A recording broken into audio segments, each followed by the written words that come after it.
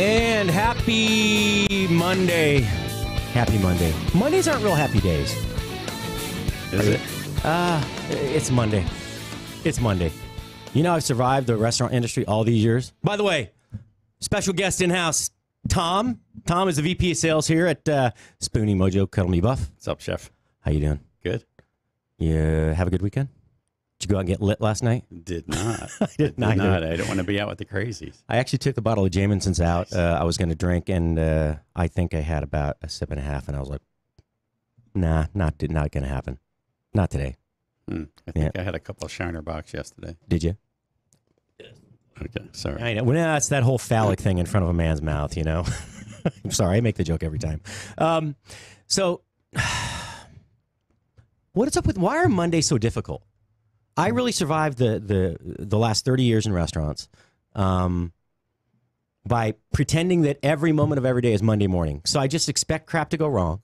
I know I got to fix it. There's no option, and you deal with it and move on. Was Monday your day off in the restaurant business? You know what? It was supposed to be, but I usually didn't get one. Never get one? No. It's funny. I found an article that said, 25 things you need to know that you don't know if you've never dated a chef. Or I think the title of the article was "So You Want to Marry a Chef," and it talks about plans will always change. That the restaurant service comes first. Don't expect to see them on Easter, Mother's Day, Christmas, Thanksgiving. Just the list goes on and on and on. It's pretty accurate, but frighteningly disappointing and saddening. I mean, unfortunately. So you never got to enjoy your own Thanksgiving meal at home? Yeah, Thanksgiving is actually one where most restaurants are closed. So that one was pretty good. And usually Christmas Day. So that was always, that was a bonus. But not always, though. There were there were a lot of years, actually, when I worked Christmas. Dang. Yeah. Well, when you live in a resort town like Aspen, or you're in San Diego, anywhere in California, I mean, I don't know. I don't know if anybody in Hollywood or Southern California cooks on a holiday. I don't know if they know how to cook on a holiday, but yeah, it doesn't matter. It's over.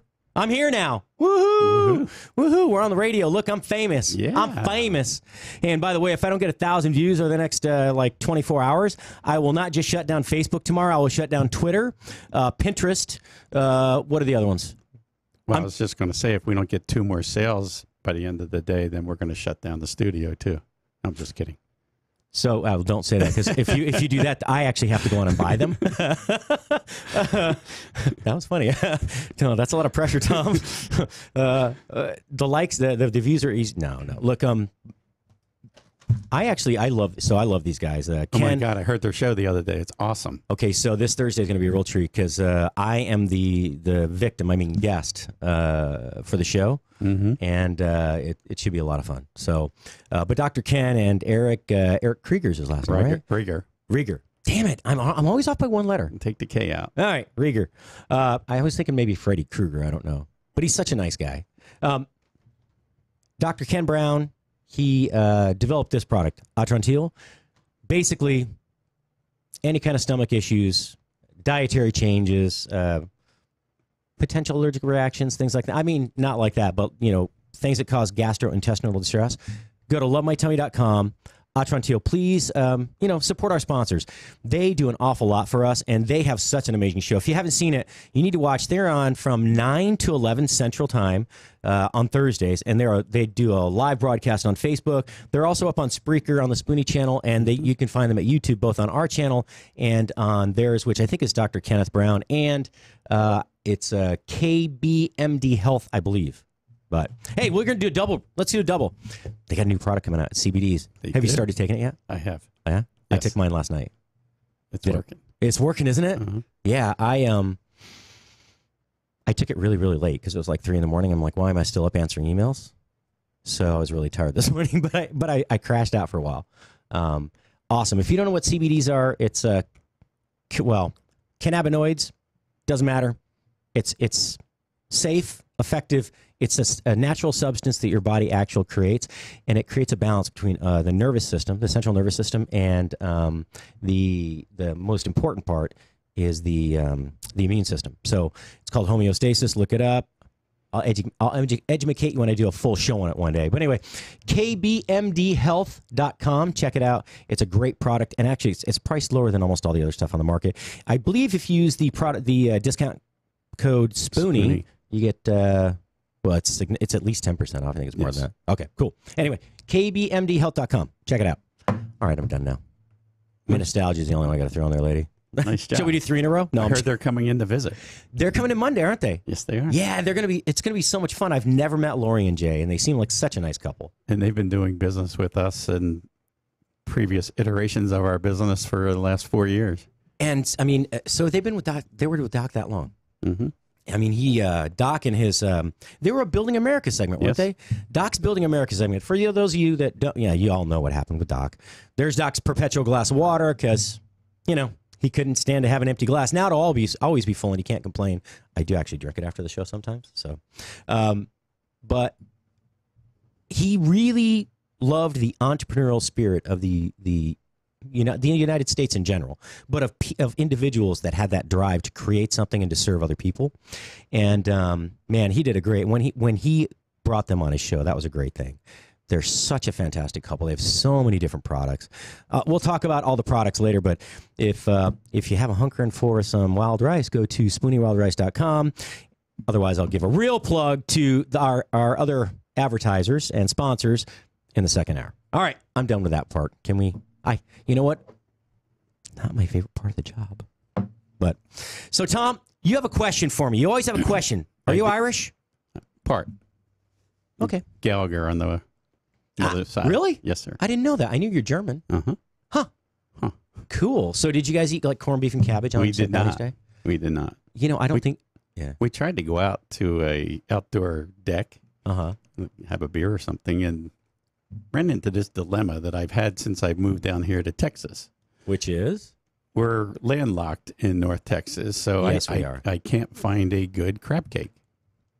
So is that a dilemma on St. Patrick's Day or just in general? In general, because I know that's what I had a hankling for. So let me ask you a question. In Philly, do they do the crab cakes that look like a scoop of ice cream, or do they do the flat ones? Flat. Okay. Those are pretty good. Okay. No, so here's the thing. So if you get a real Maryland crab cake, then not always. I'll look at it. Somebody from Maryland's going to correct me. I'm sorry, everybody I know on the East Coast, but typically it's all jumbo lump meat.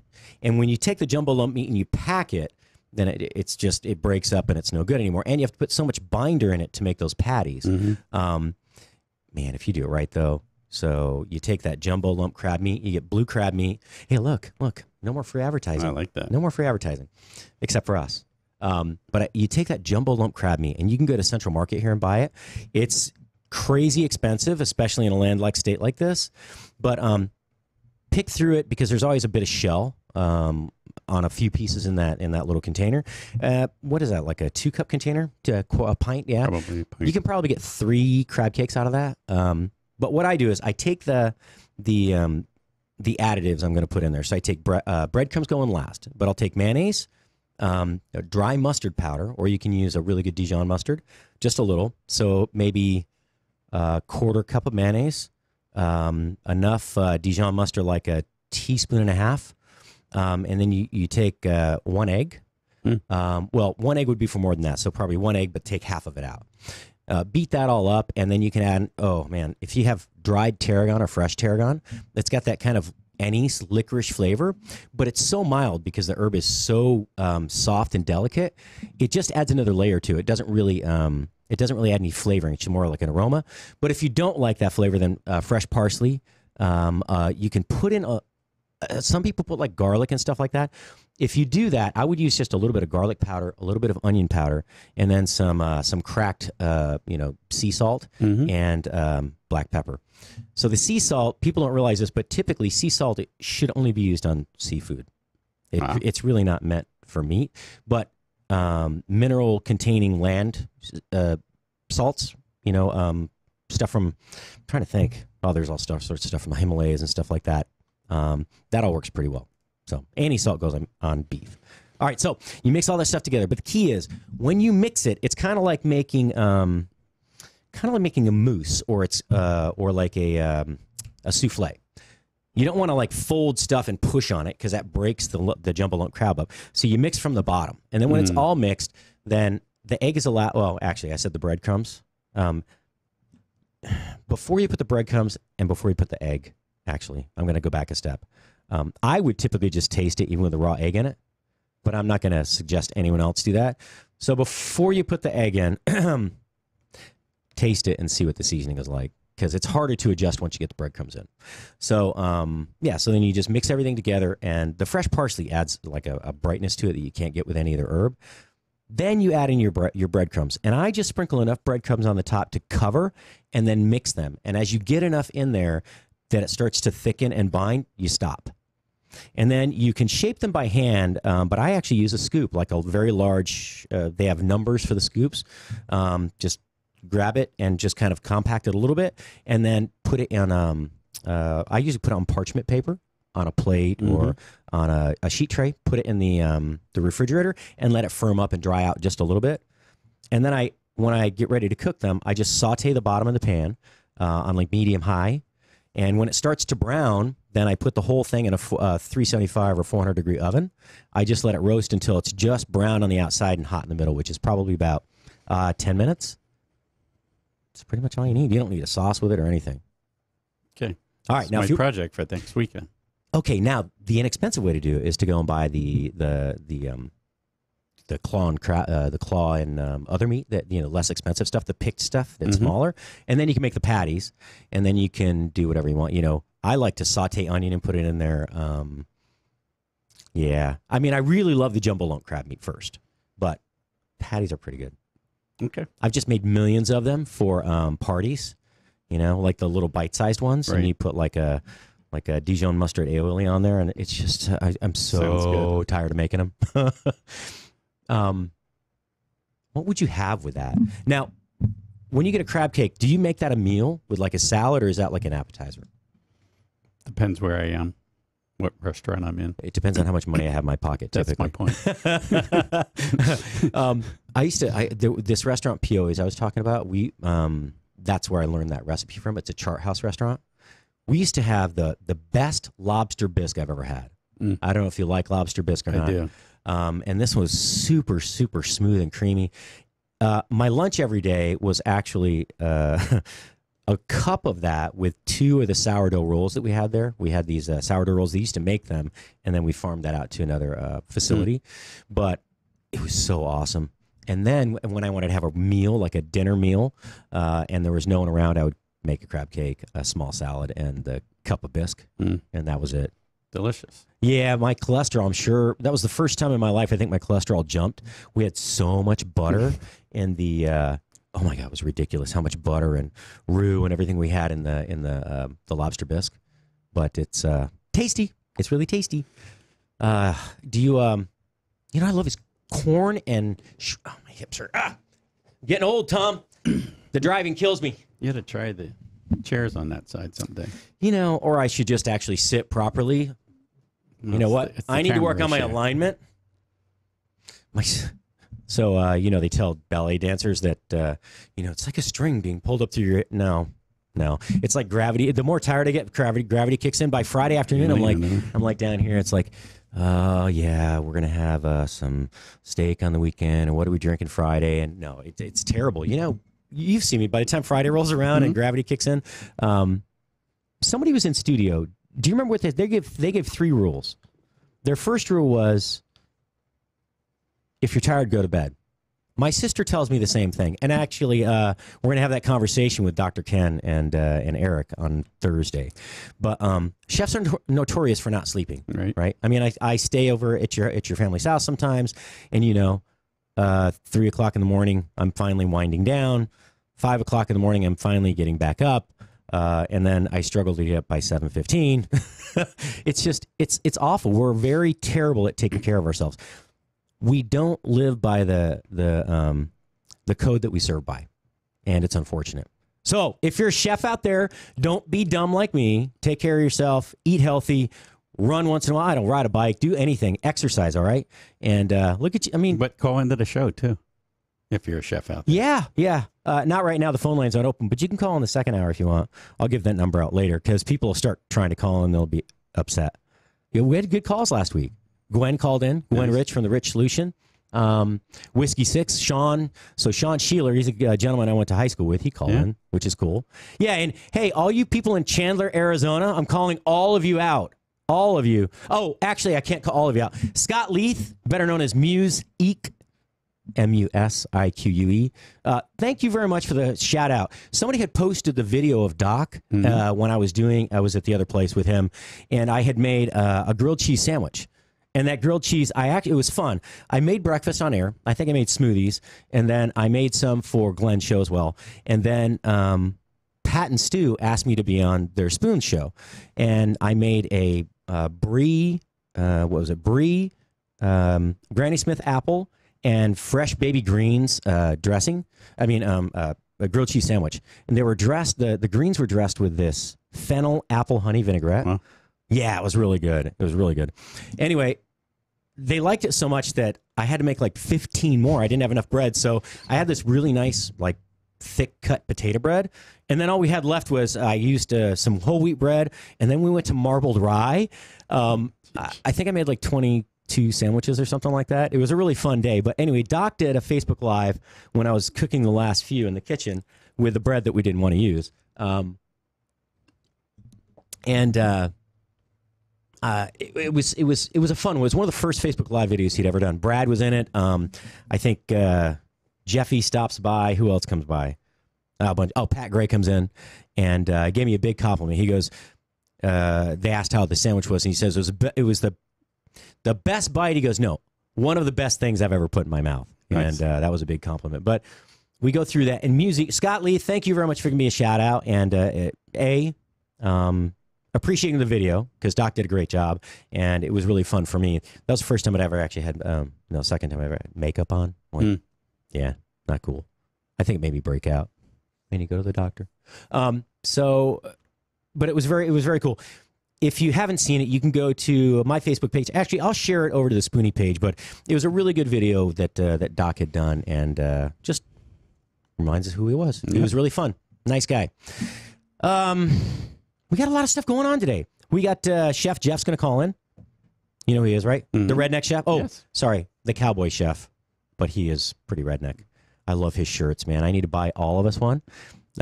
So Jeff was classically trained, but he grew up in Southeast Texas. Jeff Wetzel's his name, lives in Bentonville, Arkansas, from the Houston area. And so his T-shirts, his company's called Le Bouvier Chef Services. And it's a catering business, and he does all sorts of stuff. He's a great restaurateur. He's really good at opening restaurants. He's very organized, and he's a hell of a line cook.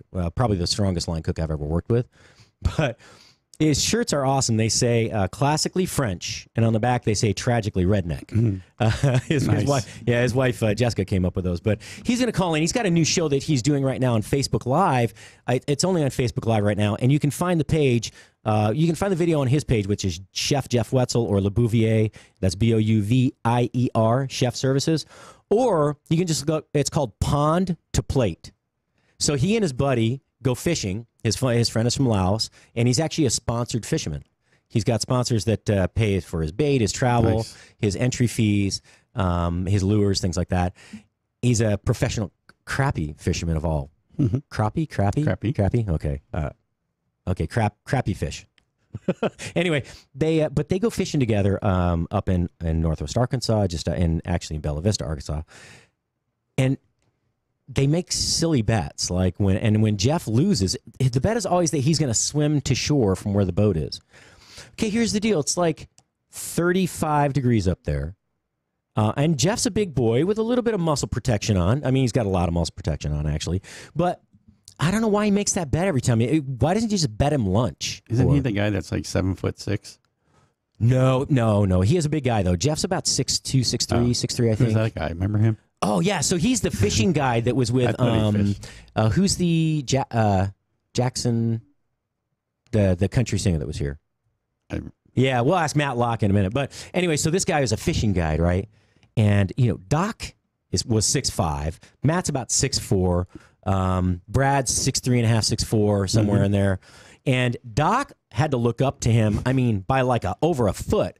And Doc looks at me and goes, "How tall are you?" And he goes, "I'm what, 6 foot 14 inches?" But that was a big boy, man. He was very tall. Other than basketball players, I don't ever really remember meeting anyone that tall. And his buddy is short. He was our size. Yeah, what is his name? We'll think of it in a minute. Anyway, so he was recording his new video for his song he just written. We got to find out because he's a huge supporter of veterans. He played that on the air. Yeah, well, no, with Doc, didn't he?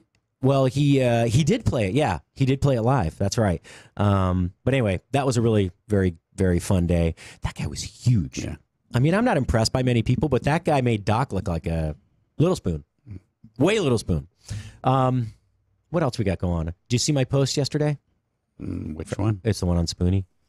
It says, "Dad, are we Irish?" It's got this 1950s family sitting around the table. "Dad, are we Irish?" And the dad says, "Shut up and finish your whiskey." Love it. There's the answer. You know, you gave the appropriate answer by even if you weren't Irish earlier, because on St. Paddy's Day, everyone's Irish. Yes. So on that note, though, I just saw another post. What do you do with my phone? Hey. Here you go. Okay. I like to make awkward motions in here because I'm sure it looks great to the viewers. Were you here the day that I tripped? I got my foot tangled in the cord and I tripped. I missed that one. That's probably up there. We can find it, though, can't we? Please don't go back and look. That was actually very embarrassing. So I had the 2-minute break at the bottom of the hour, and I wasn't going to go outside. I had like 18 seconds left, but I had to go do something real quick. I took the headphones off. I set them here, and then I proceeded to climb over the headphones. My ankle gets caught, and I kind of fall over the back. I mean, I didn't fall down, but I was like, yeah. Well, I'm glad you didn't knock over all the whiskey and vodka. Hey, yeah. Ooh, Jameson's. Have you tried this one? I have not. Why don't you go get glasses? I have work to do. So do I. So what? I mean, come on. It's Monday, right?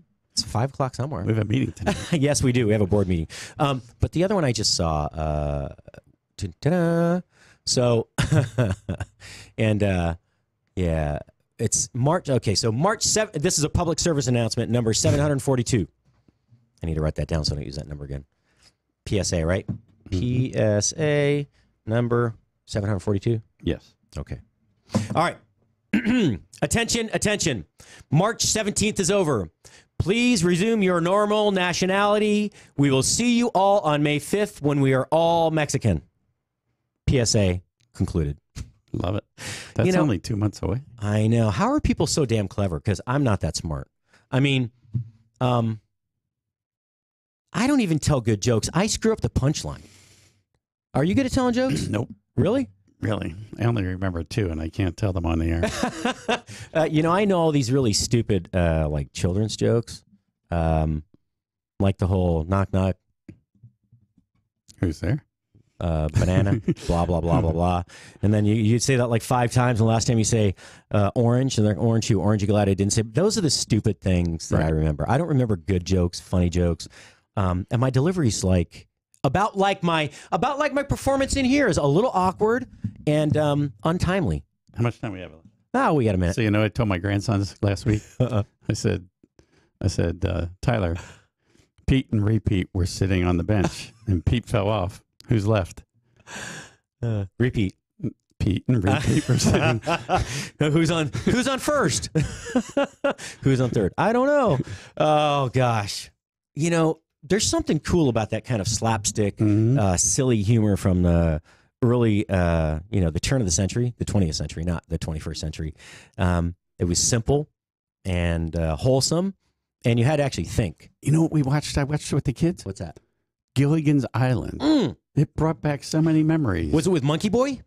Who's Monkey Boy? The one, wasn't that Kurt Russell? Wasn't he like some wild kid? I think it was Kurt Russell. No, the TV show Gilligan's Island. I know, but he's on the show. No. All right, you got to stay over for a minute. Another break. 1 minute. 1 minute. I'm leaving. All right, I'll yell it through to the control board. Thanks. All right, hey, we'll be right back in 2 minutes. Stay tuned. Hey, it's National Sloppy Joe Day, so I'll give out a recipe. We'll talk about the history of the Sloppy Joe, and we'll be right back. Stay tuned.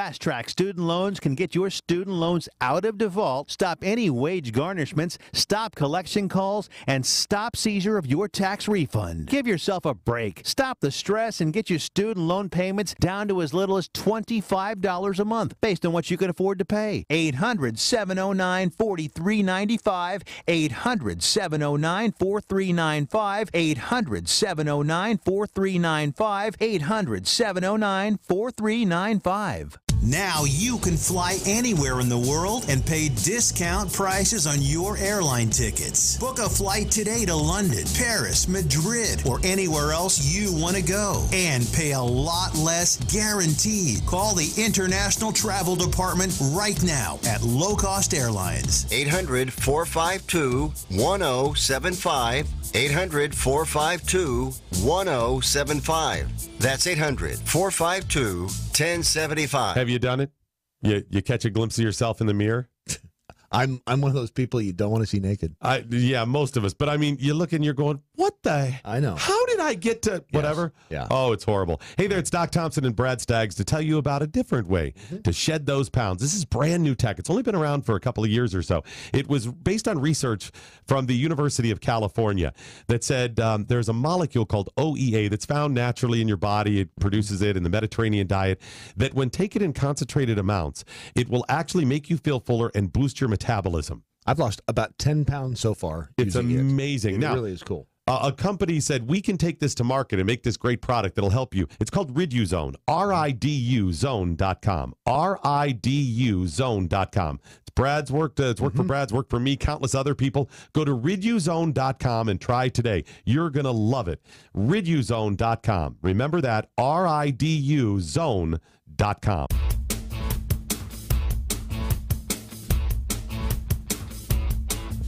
And we're back, folks. Chef Patrick Mosher here. You all know it's the Food Biz Pro Show. It doesn't matter. My name's Patrick Mosher. How you doing?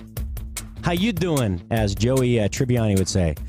You know, I had mixed feelings about Friends. I think it was the laugh track. You don't need a laugh track anymore. You didn't even need it in the 80s. Why'd they have that? Kind of, I don't know. I guess the writers just weren't that good. All right, hey, I finally got around after missing a half an hour now to sharing the video to my page. So let's see. Come join the party. It's sure to be full of fun, laughs, and probably a bit of awkwardness. Thank goodness for spell check, because my spelling really sucks. Of awkwardness. Actually, it's my typing, not my spelling. By me, your host. And, all right.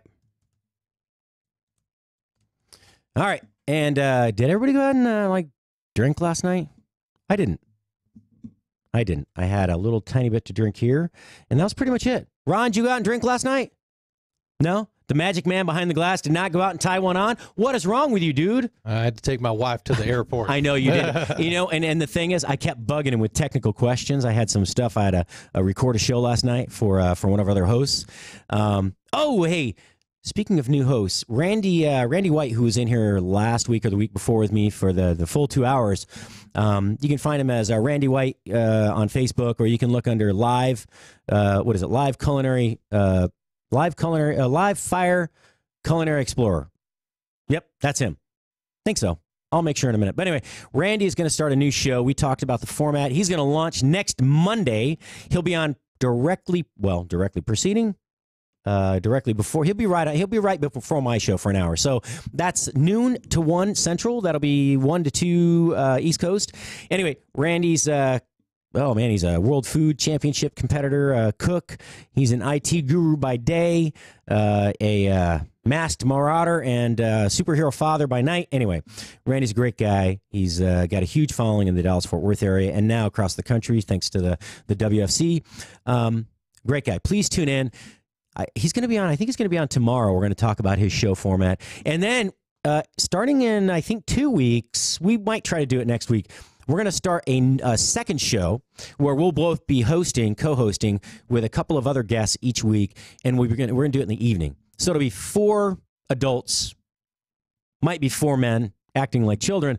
But we're going to talk about food, culture, travel, family, and we're going to sit around. Everybody will have a beverage of their choice, and you'll get to watch us have fun, laugh at each other, and laugh at ourselves probably more than, okay, probably not as much as you will, but we'll be having fun. So stay tuned. We haven't thought of a name for that one yet, but we will soon. All right, so it is National, what is it? Sloppy Joe Day. Sloppy Joes. I used to love. Oh, hey, by the way, Tom, Tom did say I was right for once. Kurt Russell was on Gilligan's Island, but he was Jungle Boy. Jungle Boy. And that was from, man, that was a long time ago. He has not aged at all. Kurt Russell looks just like he did. 1965. Wow, I wasn't even born. Wow. Okay, I don't feel so old now because he was already like 12. He's really old. All right. So, yes, Tom did say I was right, by the way, because I need to be right one time. Alan Jackson? Oh, goodness. All right. So, I need to start a watch party. How do you start a watch party? Hey, look, if I don't get 1,000 views, remember what happened last week? I shut down Facebook. Tomorrow, Twitter, Pinterest, all of them. You know, I can't even keep up with how many different social media platforms there are. MeWe too. All the Jackhole Nation that love their MeWe, it's going away tomorrow. All right, you need to get people to watch the show. You need to like and share. Get me 1,000 views. And again, Scott Leith, man, thanks, buddy, for appreciating what I've worked towards. And it's been a long, fun road. But man, this is a lot more work than people think. To do 1 hour's worth of show, if I were to actually do show prep and have a prepared format, probably takes 2.5 hours minimum to do a real show, right? Good thing is I'm just good at, winging it. So I wing it. No, I don't actually. I read a lot of stuff. The thing is, I never stick to the outline. I just kind of see where it takes me. But today being National Sloppy Joe Day, I think the Sloppy Joe originated like in Cuba, if I remember this right. Let me see. The Sloppy Joe started in. All right. So of course there are a bunch of different stories, but Havana. Okay, this is a story that I know. So if you don't know what a Sloppy Joe is, then I'm sorry. Although it's not the most healthful of meals. It can be, though. You could make it healthy. It just doesn't taste as good. It's typically made with ground beef, and you season that with onions, sauteed onions, tomato sauce, like brown sugar or cola or maple syrup to sweeten it up, and a number of other seasonings, savory spices, garlic, what else is going there? Garlic, some herbs, probably like, let's see, parsley, oregano. You could put in... you don't want it too Italianish. You don't want it too sweet, and you also don't want it too like Latin flavored. It should have that kind of middle ground American flavor, almost like meat sauce, but a little zestier. All right. Anyway, that was typically served over at least in our household, it was served over a hamburger bun that had been slightly toasted and served open face. All right. It was not served as a sandwich. It was served as a fork and knife meal. That way you got actually more meat to bread ratio, and you weren't stuck with, looking like here's the deal. If you make it like a sandwich and you put the top on the hamburger bun, then it all falls out anyway. So you can't get enough meat in there to enjoy it. So you might as well just eat the two halves separately. So here's the story. Of course, there's a bunch of different ones, but in Havana, Cuba, in the 1930s, there was a bartender who gained popularity with vacationers who went by the name of Sloppy Joe. He earned his name for his less than enthusiastic way of cleaning the bar. Yeah, all right. It already sounds like it's a lie now. He was, however, an attentive bartender, and the bar was a hot spot for the jet set. However, no mention is found in papers of blah, blah, blah. Okay, here's the deal. This is why it's probably not true. No mention has ever been found in any papers from the era of a hot sandwich on the menu matching the description of a Sloppy Joe, and the man of the same name retired to Spain in 1933. So, More than likely, it's just a story. Just a story. Yeah. I don't understand. Why do we have a National Sloppy Joe Day anyway? I mean, my birthday, December whatever, actually typically falls on National Underdog Day. Now, I've never looked at the National Day calendar, but is that like the dog, Underdog, the cartoon guy, or is that like Underdog, the not supposed to win guy or team, girl? Sorry, don't want to leave anyone out there. It's like, forget all that stuff. Hey, so here's how you celebrate today. You can celebrate by type into social media hashtag National Sloppy Joe Day or Sloppy Joe Day. But here's some really interesting ideas for various Sloppy Joes. So there's Sloppy Joes, Super Sloppy Joes, Crockpot Sloppy Joe sandwiches for a crowd. Okay, whatever Sloppy Joes do. But here's one: Gumbo Sloppy Joes. Or Sloppy Joes with chicken gumbo. And it is hashtag National Sloppy Joe Day, by the way. I got to look up the Gumbo Sloppy Joes. It better not just be gumbo over a hamburger bun, because that's just not very interesting, and somebody got really lazy. Okay, so they got even lazier than I thought. Okay, here's the recipe. Oh my God, what a fail. 1 pound of ground beef, 1/3 cup chopped onion, 1 can of condensed chicken gumbo soup, undiluted, 3/4 cup of ketchup, 1.5 teaspoons prepared mustard, and 6 to 7 hamburger buns split. All right. The fact that you didn't even make the gumbo or go buy the gumbo at a good store and you're using condensed chicken gumbo soup. Do they even make condensed chicken gumbo soup? I know that I don't think that that's one of the flavors of Campbell's. I'm sorry. Okay, that was a total fail. There's another recipe for this. All right, let's look at the other one. Sloppy Joes with chicken gumbo. If it's the same recipe, I'm going to be even more upset. All right, no. Ooh, here we go. Looks like it's going to be close to the same recipe, though. Yep. Click to see the full recipe. 1 pound of, here we go. This is a little bit, yeah, dang it, it's the same thing. 1 pound of lean ground beef, 1/3 cup of ketchup, 1 tablespoon brown sugar, 2 teaspoons of vinegar, at least I put vinegar in there, 1 teaspoon prepared mustard, 1/2 teaspoon Worcestershire sauce, Worcester, if you're from Worcester, except it's not spelled the same, 1/2 teaspoon garlic powder, and 1 10.5 ounce can chicken gumbo soup, undiluted. Oh my God, you guys are failing me all over the place today. All right. It is also today, if you didn't know, it is National Lacy Oatmeal Cookie Day. So, I actually had to look up what a lacy oatmeal cookie is because I didn't know. And so a lacy oatmeal cookie, you have regular oatmeal cookies, and apparently a lacy oatmeal cookie is like wafer thin, a very, very, very thin, crisp cookie. You can see through it when you hold it up to the light, and it's typically served with a scoop of ice cream. All right, so I'll actually post this recipe here in a minute, but this is lacy oatmeal cookies recipe. 1 egg, 3 tablespoons of flour, 3/4 cups of sugar, 1/4 teaspoon baking powder, a pinch of salt, 1/4 cups old-fashioned but not quick-cooking oatmeal, 1/2 cup butter or margarine melted, and 1 teaspoon pure almond extract. Preheat the oven to 375. All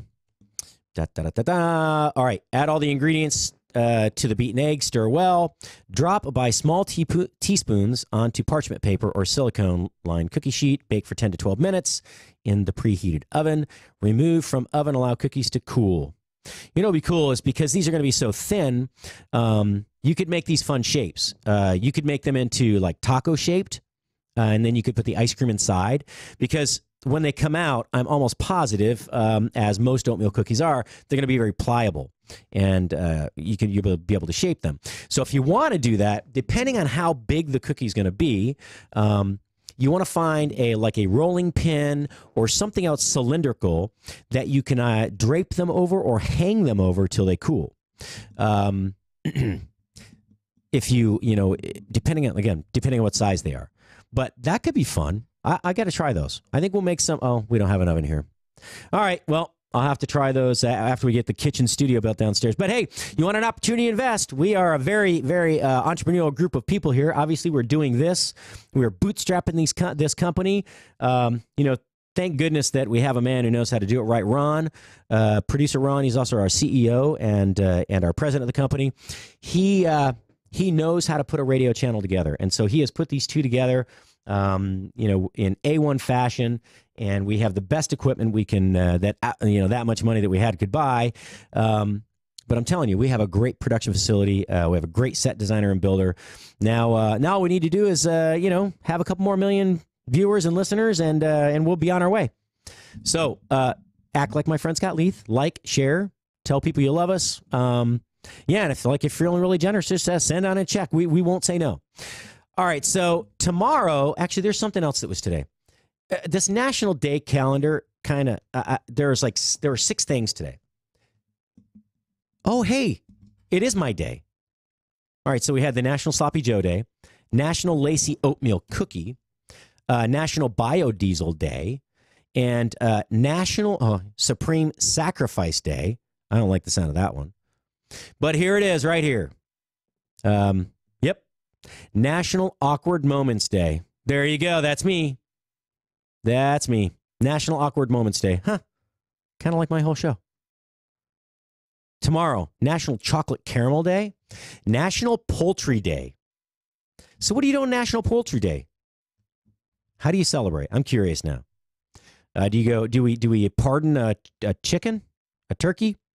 Enjoy your favorite poultry dish, either at home or your favorite restaurant. Feel free to try one of the following recipes.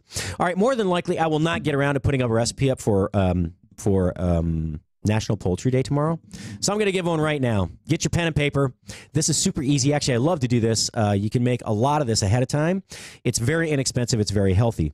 I take chicken thighs, but I actually leave the skin on. I know, but you don't have to.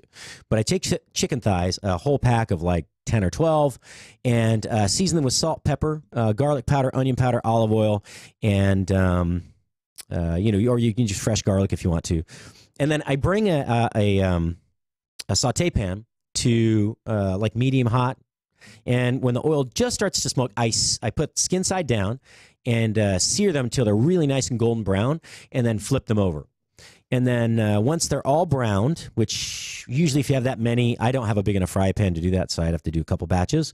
Then you let them rest for a few minutes.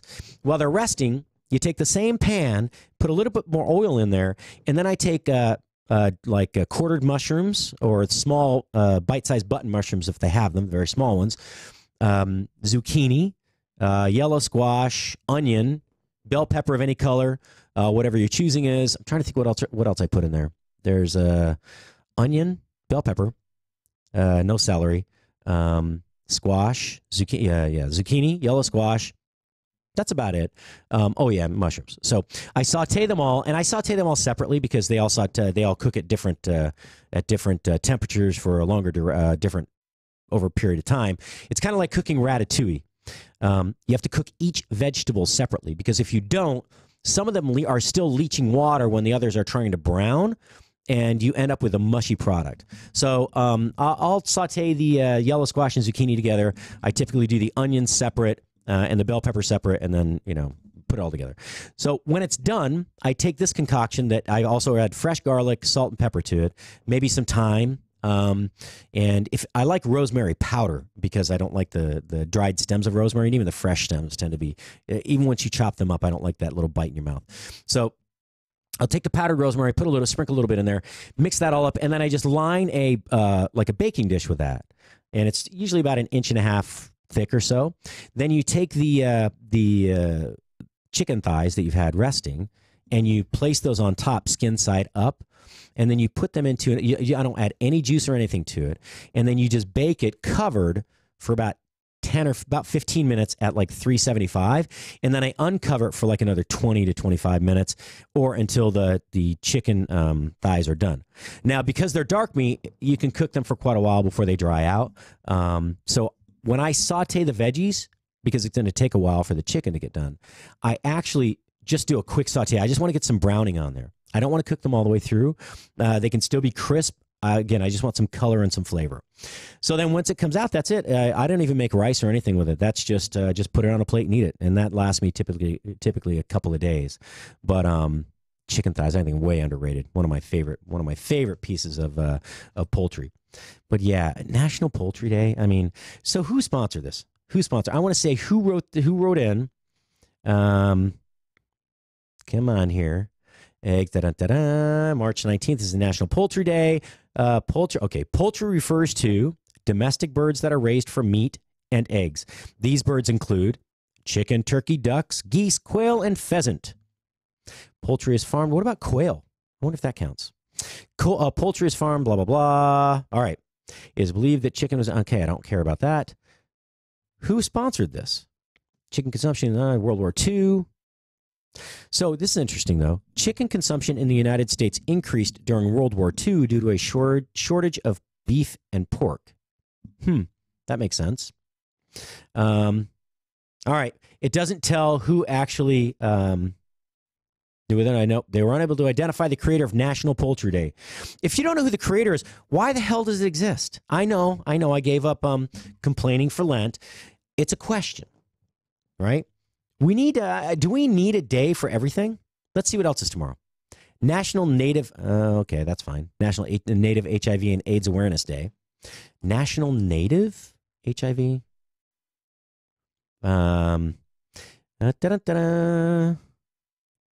Okay, National Native. These groups are okay.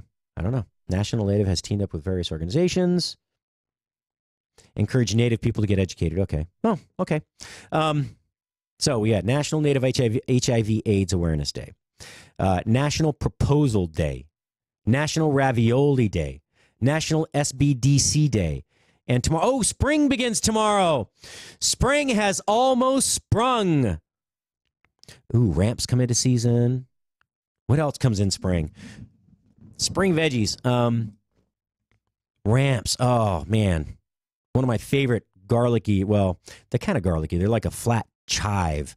Man, they're such a great accompaniment, such a great fresh flavor for spring, like light pastas with just a really light cream sauce on there. Really good. National Ravioli Day. So I do have a favorite ravioli. My lobster and like wild mushroom ravioli, or they don't have to be wild, but something that's not too earthy tasting. Like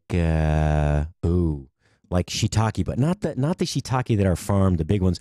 The wild ones are their caps are really they're, I don't want to say dainty. They're kind of featherweight, right? And they're a little flatter and not as thick as the farm raised ones, the cultivated. They're really flavorful though. And then they have maitake mushrooms. I think those are the really expensive ones in Japan. They have these mushrooms in Japan that are like $100 a piece, literally. Maitake mushroom. So they do grow them in the United States, but maitake mushroom bent. No, that's not maitake. What's the expensive one? Matsutake, that's it. Oh my gosh, these are so expensive. I mean, we have expensive mushrooms here. Chanterelles are very expensive. We have like wood ear. I mean, what are they called? Hen of the woods. You got lobster mushrooms are expensive. If you've never had lobster mushrooms, they're very good. They're a very dense mushroom, and they have this reddish lobster. Actually, they kind of have what's the color? The color is like if chili powder stained something, or if paprika got on something, you rolled a mushroom in it. That's the color. It's really pretty. But that's one of my favorite mushrooms. But this one, matsutake, are so expensive. So I want to see what the price is this year right now. Matsutake current price. Matsutake recipes price. Not derice, price. Matsutake current price is wow. The The price for matsutake in the Japanese market is highly dependent on quality, availability, and origin, of course, like everything is. The Japanese matsutake at the beginning of the season, which is the highest grade, can go for up to a... what do you guess? What do you guesses? A 10 spot per kilo? How about a 50 spot? How about a Benji? $100. $100 a kilo. Oh, no. $1,000 a kilogram. That's $480 a pound. More than that. Just less than that. Something like that. $450, $480 a pound, somewhere in that. That's ridiculous. But they're really good. I don't even know how to describe what they look like. They're a, if you know what enoki mushrooms look like, they come in a little cluster, and then you have to cut the base off of them. They're the ones that they usually put in like miso soup in Japan, or they'll use them as garnish on a dish, which really they need to be cooked. They have a, they don't really have a lot of flavor when you don't cook them. They look like one of those that went and took a vacation at the nuclear power plant. It's basically, they're about 5 or 6 inches tall, and they're about as big around. They could range anywhere from the size as big around as a hot dog to maybe 2 inches across in diameter, and they're really flavorful. They're not super earthy, but they do have that kind of balanced umami that it's an almost unidentifiable flavor. Now, there are less expensive matsutake mushrooms. They grow them in Oregon, but they're more like $90 a pound. I mean, good chanterelles are like 40 or 50. They can be more, but it's ridiculously expensive. I'm a porcini mushroom fan, especially dried porcinis. I think pound for pound, flavor, profile wise, and what you get for your pennies. The dried porcinis are one of the best. A great way to use them, actually. Oh man, I'm just thinking of all these good food recipes today. So when you make your favorite chicken dish tomorrow, which say you just like roast chicken, right, or spatchcock chicken. You know what spatchcock chicken is? Let me say that one more time. Spatchcock chicken. Spatchcock chicken is a chicken that has been kind of splayed open. So you cut the breastbone out and you lay it flat, and then it's cooked that way. You cook it with it's kind of like brick oven chicken. You can put a brick on it or another pan, but then it's roasted in the oven. But it comes out really crispy on both sides.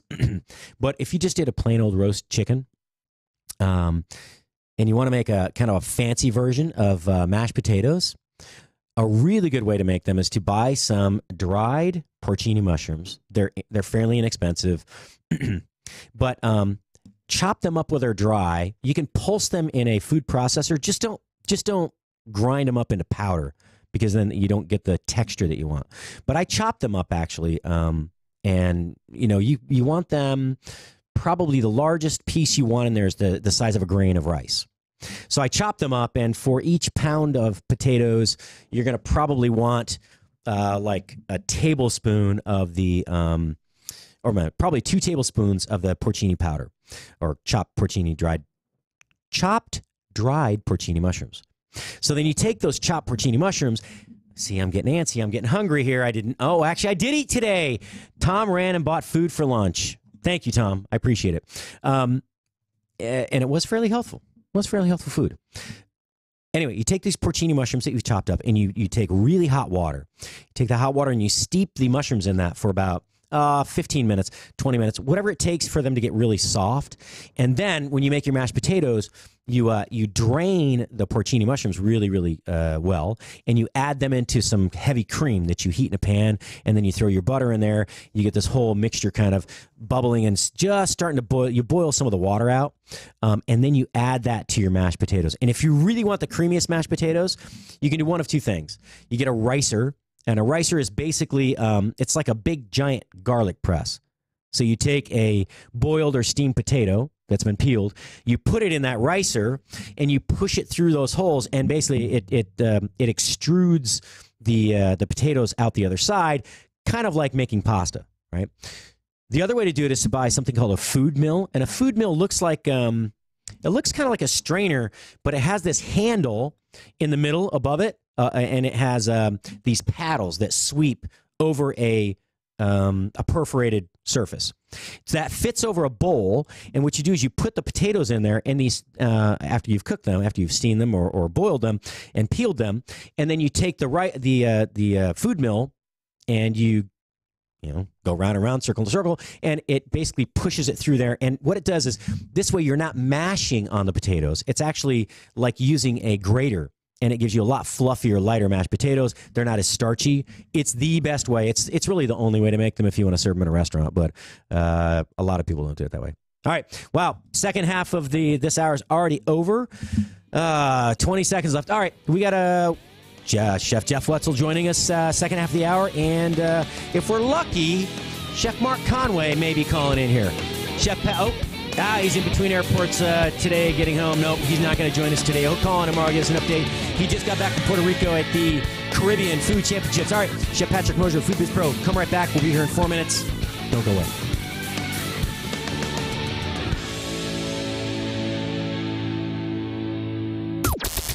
This is the only 24-hour take-anywhere platform dedicated to food and fun. We're Spoony. News this hour from townhall.com. I'm John Scott.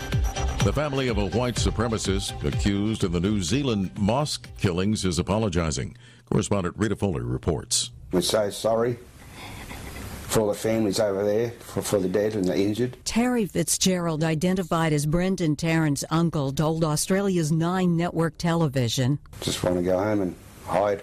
Brenton Tarrant's grandmother, Marie Fitzgerald, says the Australian-born Tarrant had changed. It's only since he travelled overseas, I think, that boy has changed completely to the boy we knew. And finally, that somebody in our family would do anything like this.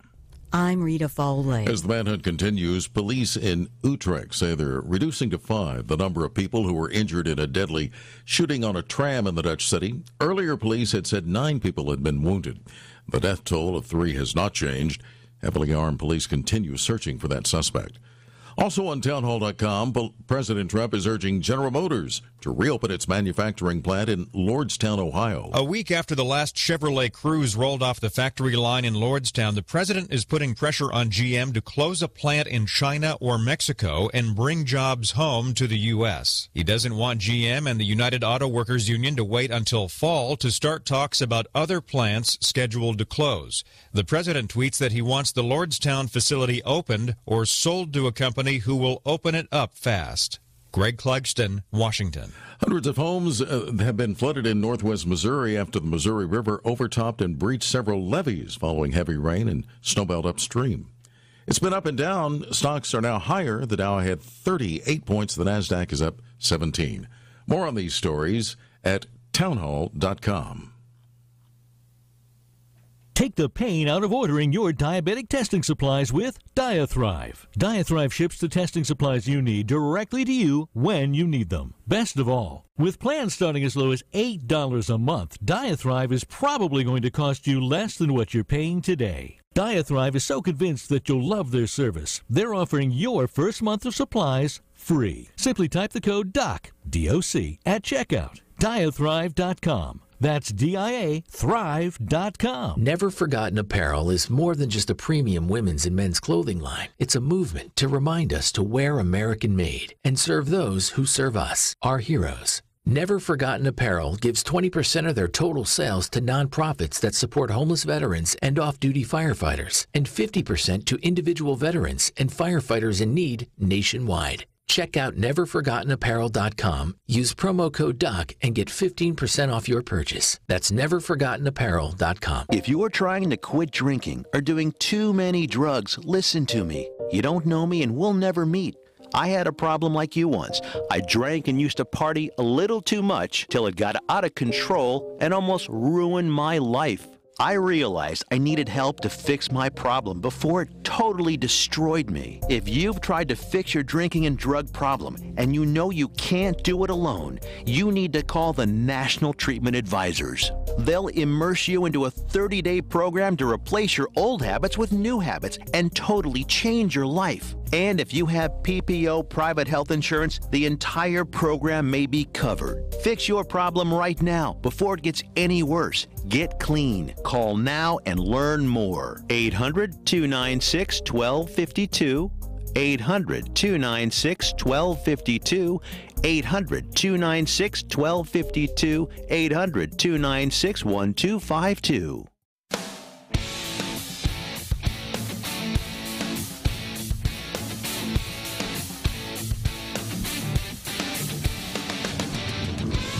I'm back and hydrated. Woo! Ooh, I had to run. I drank a lot of water today. Yeah, no, so what I was looking at there, Matt, there was a lot of confusion. You see me making funny faces at the man behind the glass, Matt Locke. How was your show today? Good. It sounded fun. Thank you. You sound like you're having a good time today. I had a good weekend.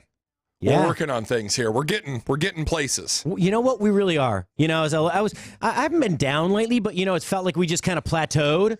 But I'm telling you what, I'm really excited. We got a new live show starting next week on Monday, and we're going to be doing a second one. By the way, Wednesday nights, if you want to participate, that's going to be the night when we do our other live group of guys, or maybe one. We can allow. I guess we got to allow one female, and if they want, I told you I'm in, as long as I can do it. It'll be so we're gonna do it on Wednesdays whenever you can. All okay. Right? We'll pick a time. We'll set it in stone, and we'll start probably next week at the weekend. I'm in. All right. So anyway, yeah, Randy White starting next week is gonna be a lot of fun. So we had a long discussion today about some fun stuff. Oh, let me get back to the story. I was making all these funny faces at the guy behind the glass because I'm waiting for a call from Arkansas, but this was actually I'm looking at the call log. 11, 12, yeah. So anyway, that was this morning. But what I was looking at this call detail, and it's a Arkansas number. So I'm like, but it's actually just the contact information. So you can actually add the person as a contact. So next time they call, you know who they are. You're not confused, which I'm perpetually confused when it comes to the technology of radio. You know what? Somebody like John J. Van Ness, when you fancy, really, really, important and really successful guys in the radio business out there. John J. Hello, John J. and Rich. John J. Remember me? The lowly guy from high school, and junior high? Your buddy? Patrick? Hello. Dude, you got to call me and school me on how to do this crap. I mean, I don't have the big production crew you guys do, so you got to teach me how to do this old school. I got a great crew. I can't say crew. They're my business partners. The great team, right? We have a lot of fun. Anyway, yeah, John J, man, I know you probably can't call in because, y'all got all these non-compete clauses, and I'm not calling you out or anything, but, you could share a video. Could you do that on your own page? Maybe? Love up. Hashtag love up. Check out John J. Van Ness. Jonjay Van Ness. Vanes. Van Ness. Anyway, John J, man, he's a great show host. He and Rich, I don't know your last name, but anyway, John J and Rich, they have a great show. They're all across the country. They broadcast out of Phoenix, but I've heard them as far. I've heard them all over the country, but I know Cheyenne. They were broadcasting live up in Cheyenne, Wyoming, and all over the Front Range of the Rocky Mountains. I've actually heard them here in Texas. So anyway, John J and Rich, check them out. They got a channel on iHeartRadio. I'm sure they got all sorts of channels everywhere you look, but cool guy, actually, John J. And hey, Greg Patterson. Greg, where are you? I called you last week. You on spring break somewhere? You out of the country again? Greg, I need you to call in because we have some stuff to discuss. Like, you have all those greens that are growing in your garden that we need to cook, so you need to call in. Greg, I'm not going to give you the number because you can't call today, but I'll send you a text later. Maybe you could call in sometime. We had this all planned out when I was in Arizona a couple months ago visiting my sister. But anyway, he didn't call in. All right, look, Jeff Wetzel, I'm calling you out right now, dude. Call the show. I know you got work to do. You're putting some ribs on. Whatever. Call now, dude. You don't have to call now, but I'm just trying to promote your show, brother. So Jeff Wetzel, the cowboy chef, the classical French, Jeff's, I don't know. Jeff's more of a good old boy than a redneck. I don't know. They're not the same, are they? Maybe I don't know it's funny. I know so many words in so many other languages, but I had itch and scratch mixed up until I was like 18 or 16 years old, I would say, oh, just itch it, or it scratches. I really never even thought to distinguish between the two words. Now, I spoke German at that point. I distinguished in German, but not in English. I don't know why. I mean, my mother corrected me every time. I don't know. She was a stickler. All right. Did you know yesterday was St. Patty's Day, and something very interesting I learned. A friend of mine posted a story about corned beef, which corned beef is, cured brisket. It's dried and cured with corn salt, which is about the size of a kernel of corn. Anyway, it's very interesting. In the United States, when they first started corning this beef and curing it, it wasn't actually the Irish that did this. Now, they did that with other meats in like pork and bacon in Ireland, but they didn't do it with brisket and beef at all that I know of. But actually, corned beef and cabbage, which is the most iconic dish on St. Patty's Day. This is coming from a guy named Patrick. It's actually it comes from the Jewish culture. And more specifically, the Jewish New York deli culture. So Jewish, Italian, and Irish immigrants, they all lived side by side in Harlem and other poorer neighborhoods in New York in the early 20th century, and especially on the Lower East Side of Manhattan, as well as certain parts of Brooklyn and the Bronx. And the Jewish newcomers, they had adapted a lot of their foods from the old country, but the other immigrants were doing the same thing. New York pizza. They had other pizza in Italy, but New York style is a whole different thing. But back in Ireland, they would eat bacon and cabbage. That's a very traditional dish. And they did corned beef. It really wasn't very popular. It was usually done with, they would corn pork, not beef, because it was way less expensive. All right. But when the Irish immigrants saw the salty cured corned beef that the Jewish neighbors were making and then enjoying, it reminded them of the comfort food of home, the bacon and cabbage dish. And so that's when they kind of adapted it as their own. Interesting. I wonder why salt cod never caught on. Anyway, you ever wonder why cabbage was used to cook with the corned beef? Is he on? Okay. All right, Jeff. Anyway, you know why they use cabbage? Because it's cheap. It was very inexpensive. All right, I'm going to answer the phone here. All right. Yeah, I know he's late, but I got to show him some love. Nope. Is it on? Let me refresh and see what happens. Are you there? I'm here. Oh, there you are, dude. Hey, what's up, brother? I got you, dude. What's going on, my man? I just couldn't see it. You're like, he's there. I'm like, oh, sorry, Jeff. You know what's going on? I don't know. It's Monday, man. Monday's always a little weird around here. It's good. We got a lot of things going on, just like you do. As a matter of fact, you may for the first time in your life have more things going on than I have. There's a lot going on, and today has actually been like really interesting. It's spring break for my kids. So everyone's at home and I'm at home and I'm fixing to put some ribs in the smoker, but I spent the majority of my day today actually putting together a snake tank for my youngest daughter. Words that I never thought would come out of my mouth. So are you going to actually put a snake in there? Oh, she already has a banana ball python. Awesome. She got it for her birthday. That's awesome. My son, Damon, my son, he loves, that's how we met actually, at his band banquet. You were catering. But, wow, that was like, 5-6 years ago? Yeah, he has. I think it was a while back. Yeah. Go ahead. Yeah, I know. But he's got a ball python, and then he has a corn snake. That corn snake he got when it was about the size of a pencil, and he had to have it for Boy Scouts. And that thing's like 4.5 feet now, and it's been, he was 7 or 8 when he got it. Still have it. Still has it. Yeah.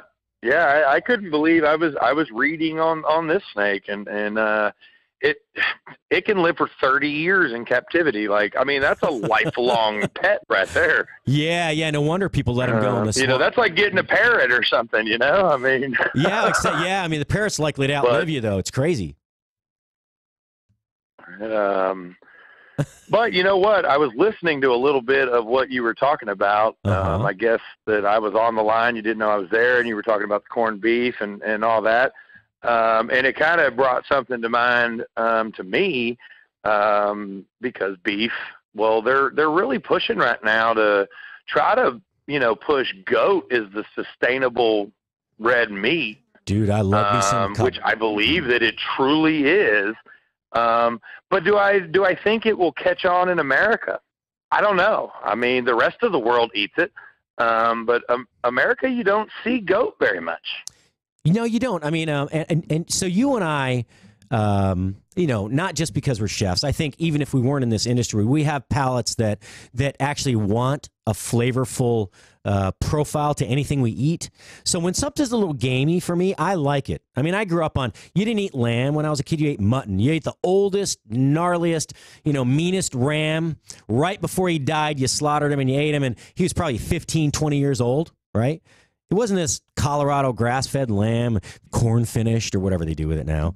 But yeah, I mean, I love what is it, cabrito or cabrillo? Cabrito, right? Yeah. Oh, man. Yep. Yeah, but you're right.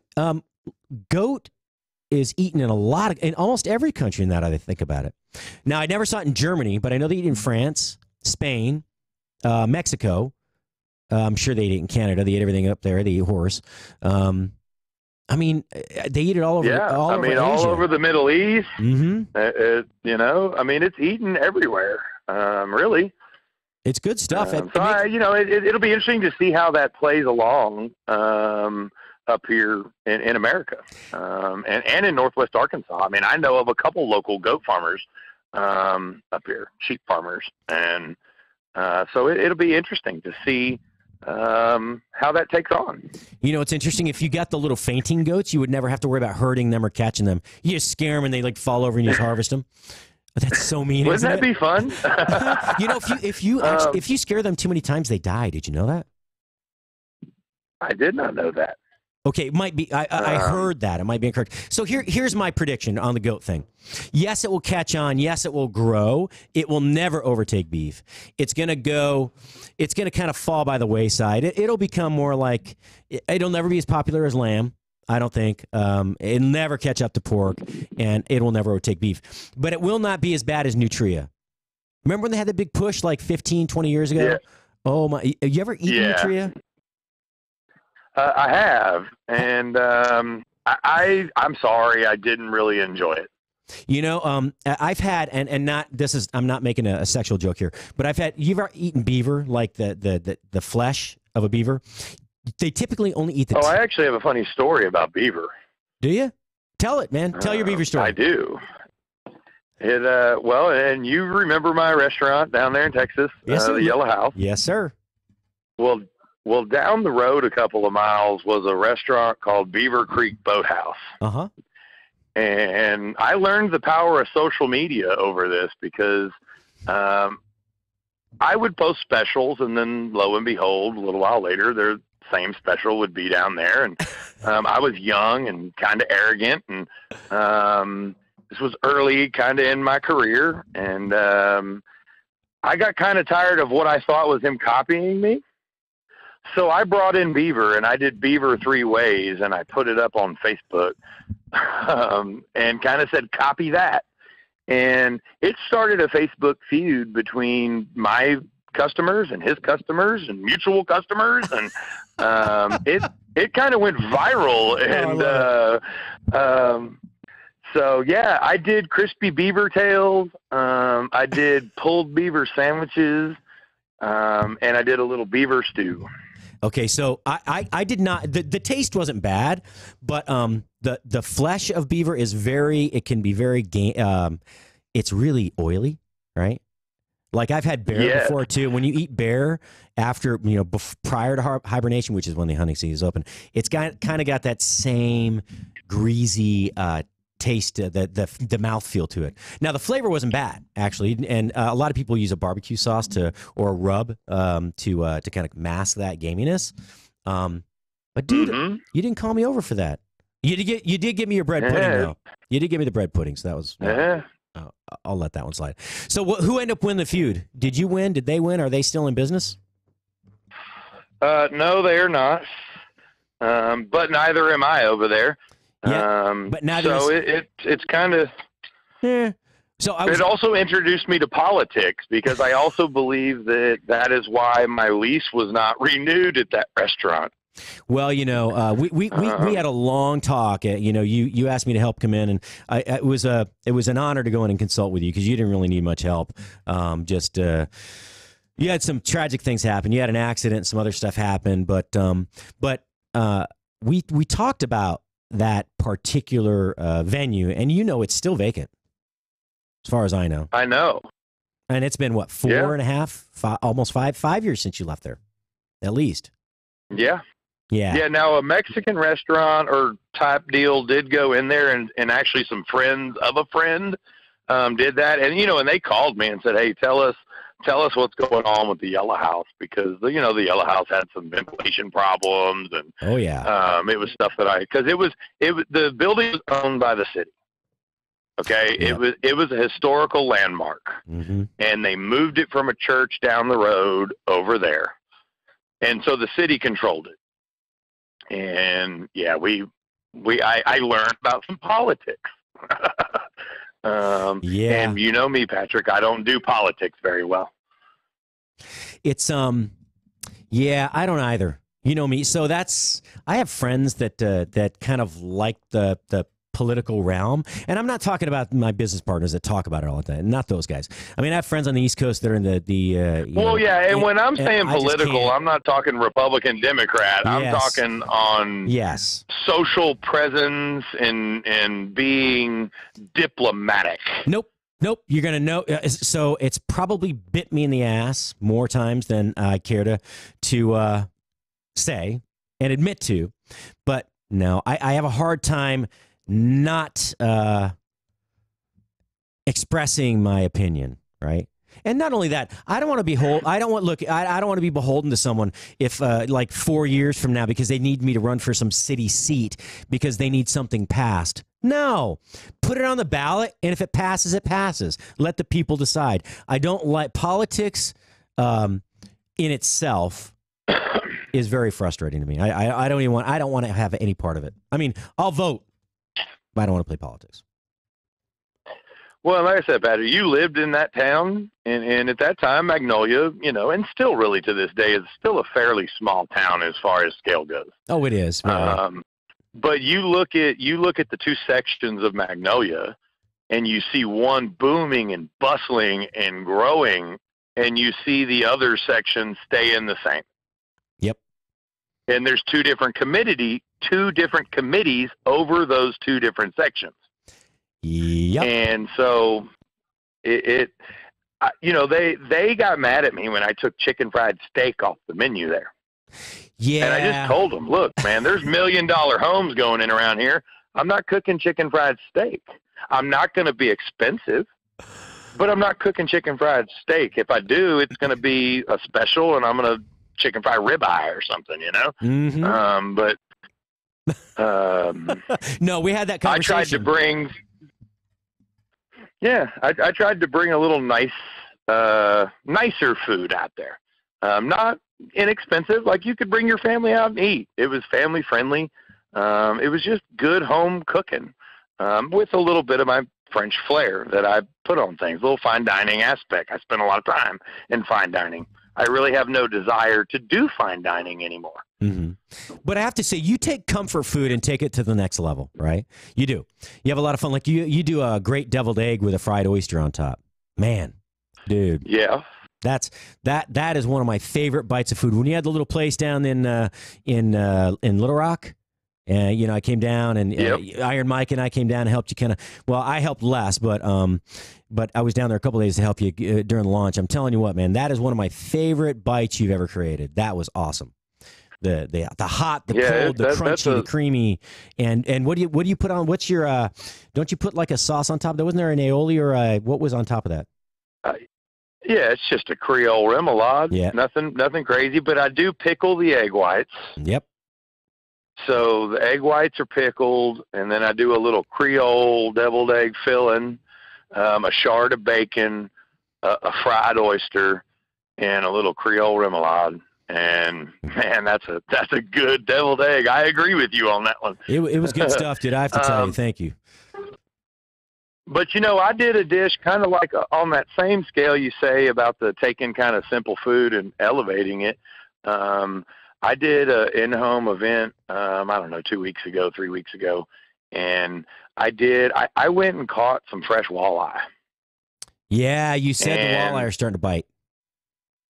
Yes, the walleye are biting. They're moving up for spawn. It's great fishing right now. The weather's warming up here, so the water's getting up into that 50, 55 degrees, and it's game on for the walleye.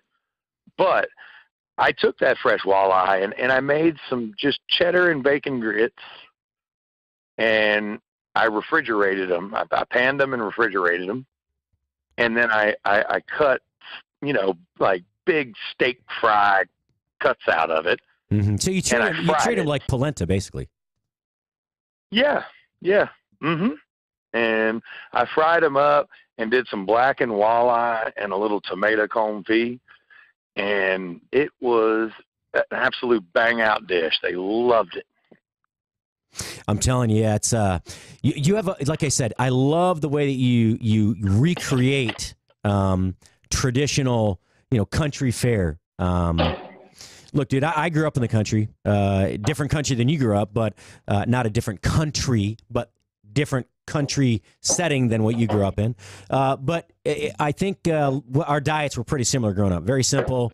We didn't always have meat with our meal in the summertime. A lot of times we would have a very small portion on occasion. There's this soup, and I was talking to my sister one time on the air. My dad loved to garden. He was a big hunter, big fisherman. But one of the things he loved the most is he would make it's a French soup, and it's served over toast. But it's green beans, fresh green beans from the garden, potatoes, and like a chicken stock, a broth. And you just simmer those, and you might put corn in it, but it was usually just the potatoes and the green beans and a little bit of onion. And then it was seasoned with just salt, pepper, and it was just this rich chicken broth. And then you thickened it. You added a little bit of milk and butter to it, and it didn't really thicken it. Just kind of, it kind of did, but not really. And then you ladled that over toast, thick cut toast with butter on it, and then a bunch of black pepper. It was the simplest dish, but it was so flavorful. I've not made that. I've not eaten it since I was probably 8 or 9, and I can still taste that dish. One of my all-time favorite summertime dishes. Yeah.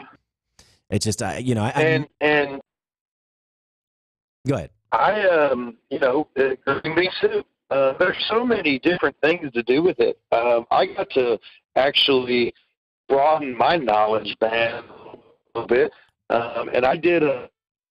Oh, I lost you for a guy and Andy. You there? There you are. Yeah, there you are.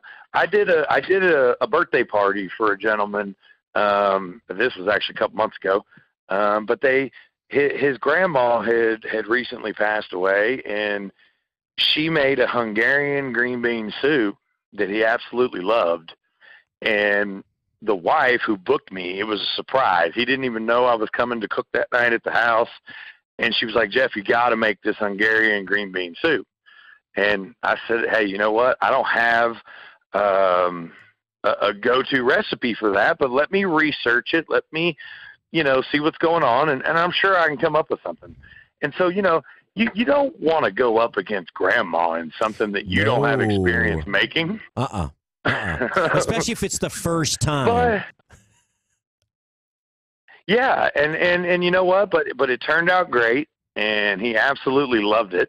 And Grandpa was there. And Grandpa was like, I haven't had this since she passed.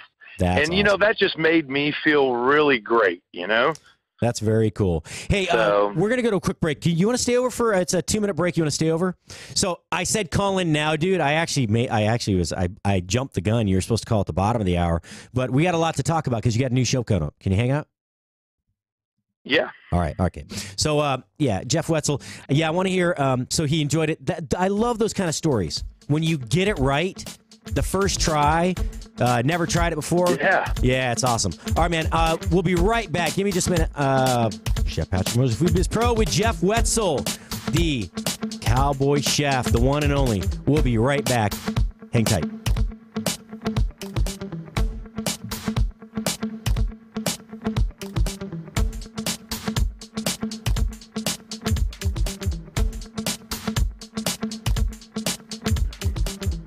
Have you done it? Are you tired of high cable TV rates? Sign up for Dish today and get a $500 bonus offer while supplies last. Plus, lock in your price for 2 years guaranteed. Call All American Dish, your Dish authorized retailer now. 800-570-6630. 800-570-6630. That's 800-570-6630. Offers require credit qualification, 24-month commitment, early termination fee, and e-auto pay. Restrictions apply. Call for details. Never Forgotten Apparel is more than just a premium women's and men's clothing line. It's a movement to remind us to wear American-made and serve those who serve us. Our heroes. Never Forgotten Apparel gives 20% of their total sales to nonprofits that support homeless veterans and off-duty firefighters, and 50% to individual veterans and firefighters in need nationwide. Check out neverforgottenapparel.com. Use promo code MATT, M-A-T-T. and get 15% off your purchase. Have you done it? You catch a glimpse of yourself in the mirror? I'm one of those people you don't want to see naked. Yeah, most of us. But I mean, you look and you're going, what the? I know. How did I get to whatever? Yes. Yeah. Oh, it's horrible. Hey there, it's Doc Thompson and Brad Staggs to tell you about a different way to shed those pounds. This is brand new tech. It's only been around for a couple of years or so. It was based on research from the University of California that said there's a molecule called OEA that's found naturally in your body. It produces it in the Mediterranean diet, that when taken in concentrated amounts, it will actually make you feel fuller and boost your metabolism. I've lost about 10 pounds so far. It's amazing. It really is cool. A company said, we can take this to market and make this great product that'll help you. It's called Riduzone, RIDUZone.com, RIDUZone.com. It's Brad's work. It's worked for Brad's, worked for me, countless other people. Go to Riduzone.com and try today. You're going to love it. Riduzone.com. Remember that, RIDUZone.com.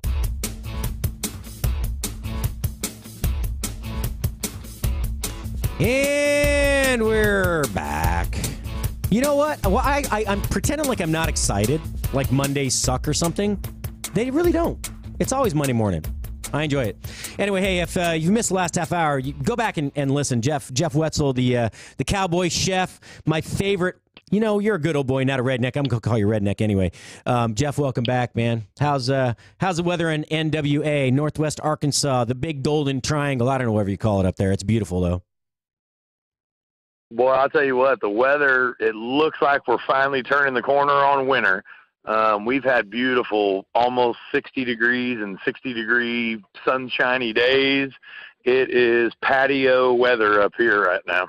Nice. I was talking to Greg the other day, our mutual friend Greg Cockrum, the GM at River Grill, and it was funny. It was about a week ago, I guess. He was on the air, and we had another caller who asked him how the weather was, and he goes, well, it's a little bipolar up here, but it sounds like, hey, tomorrow's the first day of spring, so spring has maybe finally sprung, and I'll tell you what, if you've never been to Northwest Arkansas, folks, and you are listening, you need to go to that region, anywhere from like Fayetteville, anywhere straight north to the northwest, that whole northwest corner of the state. Actually, anywhere from what is it, Devil's? What's that big mountain bike park? Devil's Den to Bella Vista. That's right. Gorgeous. It really is, and I'll tell you, I don't jest when I say this. It is the easiest place to move to. It really is. Now, if you're not working for the man up there, which is basically Sam's and Walmart, pretty much own that market because that's where their headquarters are. You know, it can be a bit of a struggle. Jeff, you and I both had experiences with that, but overall, it is one of the favorite places I ever lived.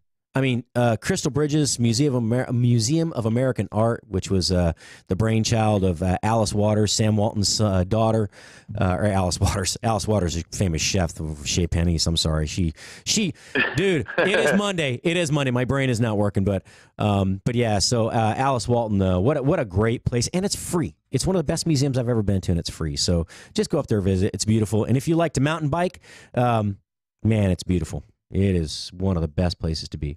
But on that note, yeah, they are speaking on mountain biking here in Bella Vista. They are ranking that what these trails they're building here right now is going to be like one of the #1 mountain biking spots in the country. It actually, to be honest with you, I mean, I've biked all over, and in my opinion, it's in the top 5. It really is. They, so that's another Walton family thing, right? You know, Tom Walton and his brother Stuart, they're Sam's grandchildren, right? They've put a lot of money, Walton Foundation money, and also I believe their own. They've raised the funds or put their own money in. But dude, there's like 1,000 miles of trails up there. It's crazy. Yeah, you're going to be able to ride from Bella Vista, I believe, to Fort Smith. I think you're right, and that's about what, 100 miles, right? Give or take. It's got to be, yeah. It's what, hour and a half? So good 70, if nothing else. Yeah. So look, I was bragging on you and your fishing skills and the fun stuff that you guys are doing. Ying, right? Zing. Zing. Dan, I got a name right, dude. Man, I don't feel so old today. But so you guys are doing this really funny, really fun new fishing little to do on Facebook Live. We're going to try to turn that to audio, and again, I'm probably next week I'll make you an admin on Spoony, and you can go ahead and just, as long as it doesn't interfere with the other live shows, post it up there when you're doing it live, and we'll have a little fun with it. But so explain what your show, what the name is first and foremost, and then what it is, what you guys are doing.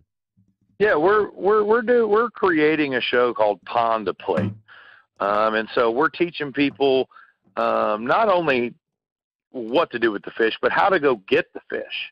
So we're teaching you how to fish for them, when to fish for them, what to look for, what kind of baits we're using. You get the full shebang on that. But then we show you how to clean them and cook them and different ways to do them. And one of the big things as a chef that I want to do on this, because I watch a lot of fishing videos and whatnot, and everybody fries their fish. Mm-hmm. Don't get me wrong, fried fish is good, but there's a lot of other ways to eat that fish. Yeah, and I prefer a lot of the other ways. You know, what's interesting is you and Zing have such different styles of cooking, right? Because he's Laotian, right? He's from Laos. You're from Southeast Texas. So it's interesting to see when you two prepare your dishes, how completely different they are. Flavor profile, whatever the side dishes are, the presentation. Both beautiful, both look delicious, and I know they are delicious, but I love that. You know, I really like that you can take one item and present it in such a different way. Not to mention he often leaves the head on the eyeballs in, so I know that really doesn't appeal to you, but... Zing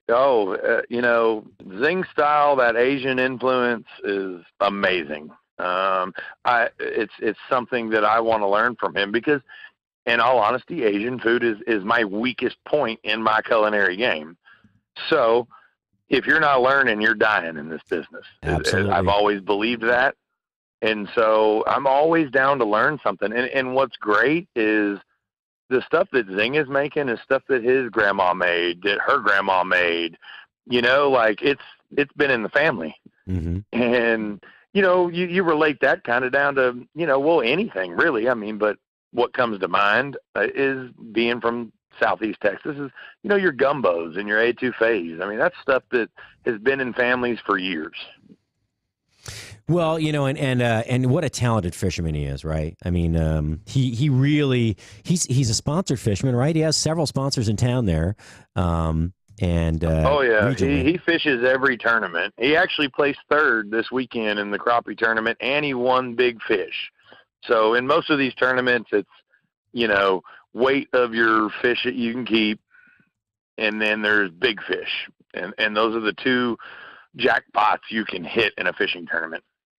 And Zing placed third, and he got big fish. Nice. You know, for me, I love catching fish. I do. Don't get me wrong. I just love the act of fishing. I really do. I love just being on the water. I don't care if I'm on shore on a boat. I just love being out there fishing. I really do. I don't. Oh, absolutely. I mean, if you need to ground yourself, and you know, as a chef, things can get really chaotic and crazy. Nah. And so, for me, fishing and being on the water is extremely therapeutic mentally for me, because it's not only is being a chef physically challenging, but it's mentally challenging. It wears you out, dude. It wears you the hell out. It really does. So, you know, fishing is just a great escape for me. And I get dinner out of it. Now, they do say fishing is the most expensive way to eat for free. Yeah, well, I mean, that's why I mostly shore fish, but you live right there on the lake, so it's pretty convenient. I do, and what I'm really excited about, Patrick, is they just closed the dam back up on my lake. Nice. Every 7 to 10 years, they drain these lakes to let people do dock repair and things like that, and they do boat ramp repair and all that. But now my lake is starting to fill back up. Nice. So my boat has not been on my lake in quite a while. So you know what? One of the things that's really cool about Bella Vista is the lakes are private, right? So you can't. To a degree. Yeah, I mean there are some areas that are public access, but no, they're private in the terms of you have to pay to be on them. Yes. So like somebody from Rogers or Bentonville or whatever could go to the POA and buy a day pass to fish. Yeah, but it's not you're very paying convenient to fish here, and to be honest, it's kind of a racket. To be honest, I did the math the other day. It cost me about $800 a year to fish in Bella Vista, and I live on the lake. Well, you know, that's just the fees, or is that everything included? Well, that's just the fees. That's it cost me $200 a year to tag my boat. It costs $35 a year for your photo ID, and then you pay $24 a month in dues. Now, the dues also pay for the golf courses and everything else that's up here in Bella Vista, which, by the way, everyone out there listening, Bella Vista was started as a retirement community. So that is what it is. So they have golf courses and little activity centers, and they're starting to really put some stuff in for the kids. They've done some like beginner learn how to mountain bike little tracks that the kids can ride on. They put some putt-putt golf in. It's a beautiful place to come see, everyone. Well, I think it's time. I think $800 a year is pretty steep. Well, it is, but it beats the hell out of driving somewhere to go fishing every time.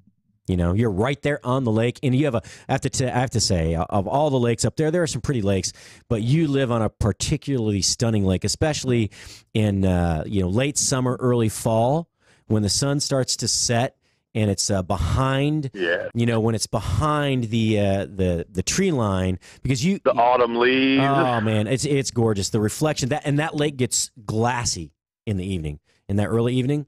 My wife and I, we will actually put the blow up mattress in the screened in porch outside, and we'll sleep out there. I don't blame you. It's beautiful. It's a really beautiful place. And so, what are the girls doing for spring break? We're not sure. I wanted to try to go camping, but that didn't really pan out. It doesn't look like. So actually, Bentonville just opened a new indoor rock climbing Dude, that's one of my all-time favorite things to do. And my girls love getting out here to do. So I figured, hey, I think it's, I don't know, $15 per kid for the day. Yep, for the whole day.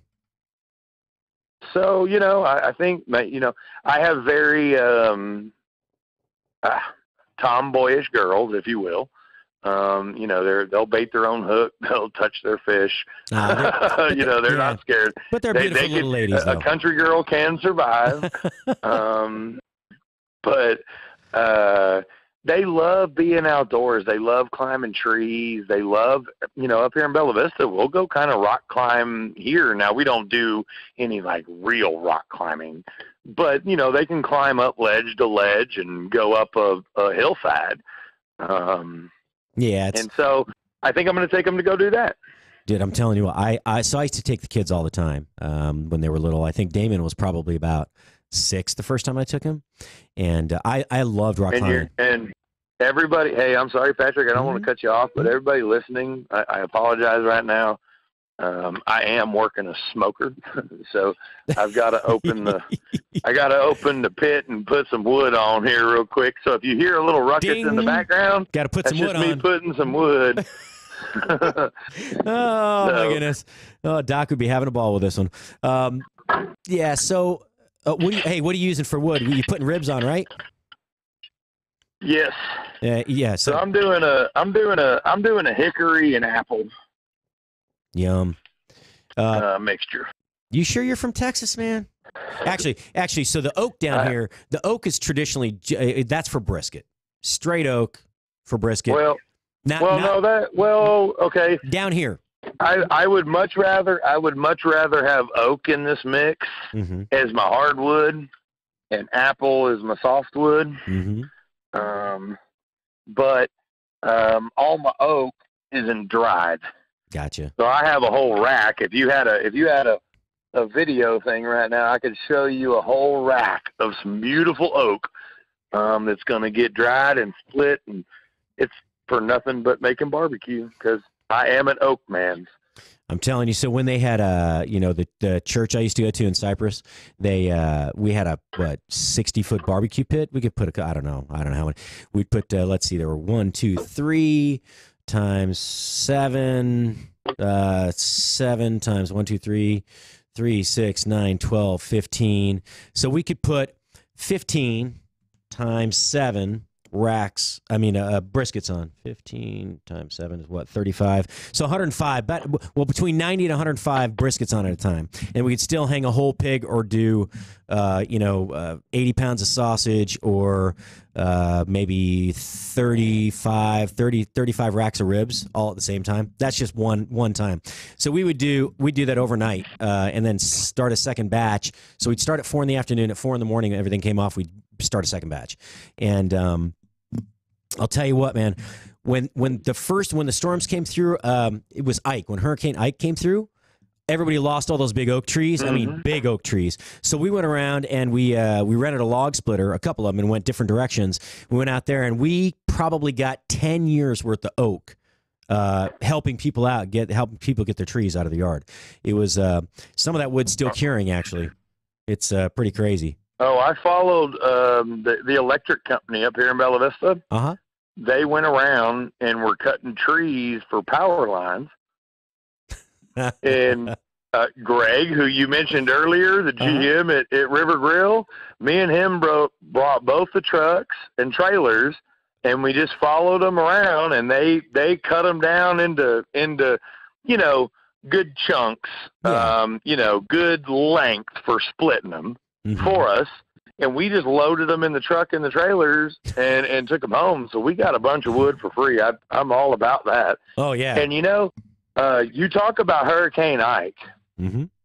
Hurricane Ike, my middle daughter had just been born a few months before that, really. She was pushing maybe right at a year old, maybe 9 months. And she was eating baby food. And now I made all her baby food. Yeah. So we were out of power for 2 weeks. Man. Our house did not have power for 2 weeks. And so all her baby food that I had made her, kind of went bad, if you will. I mean, I could only feed her so much at a time. That's come on, foie gras. Turn it into foie gras. That's okay. The backup jars of like your store-bought baby food, she wouldn't eat it, Patrick. I don't blame her. She would not eat it. So Hurricane Ike is what made my middle daughter Emma eat real food. And her first real food was a biscuit from Dad. Aw. Dude, and she started eating biscuits, and from then on, she was like, "Forget that baby food. Give me some stuff to chew on." You know so Mike Damon was a very aggressive eater when he was little. He if you had anything red, you had to hide it. Right? You could give him like 2 cherry tomatoes, he had to hide the rest of them because he'd scream until he got them all. If he could see them, he had to have them. If there was a bell pepper, you give him 2 little pieces. You had to like hide the rest in the fridge because if he saw it, he'd just scream till he got it. But so the first time I brought him to the sushi bar. I was actually in San Diego, out on Coronado Island, and we had added a sushi bar to to a chart house restaurant called Pioi's. It's a Polynesian restaurant, but we did steaks. We had a lot. Actually, we sold a ton of steaks. So I added the sushi bar, and Damon tried some of that pickled ginger. You know, I didn't have the orange stuff or the pink stuff. I had the yellow, the more yellow natural stuff, the undyed stuff. And I'll tell you what, again, you had to hide it. If he saw the whole container back there that I used as a chef to squeeze the water off and put on every plate, he wanted the whole container. It was like the kid was insatiable, unbelievable.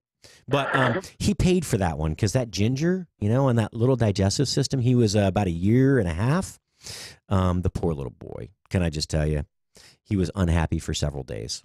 So he never became picky. Well, you know, dude, I'm sitting here looking at the smoker and knowing that ribs are coming off, and then you think about what goes with that, and you talk about people being, you know, hardcore. You have to hide tomatoes from this little boy. Well, my wife and I, we actually tell people that if we get divorced, it's going to be over potato salad.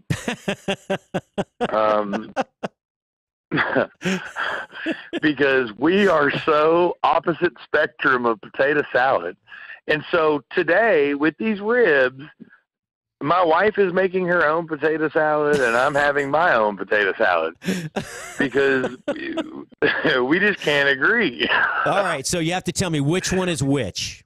Which one is the mayonnaise and which one is, I know who it is. I know what yours is. I've had your potato salad.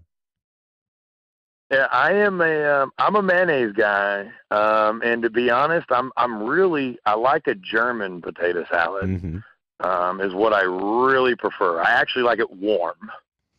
Yeah, I love Creole. I love some Creole mustard in with my mayonnaise, to be honest with you.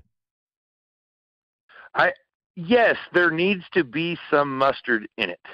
It's some acidic but my mustard. wife makes the electric yellow potato salad, and then she puts pickles in it and pickled juice, and it just gets like bitter beer face for me. Like I'm like, you know. Does she do the chopped up egg in there?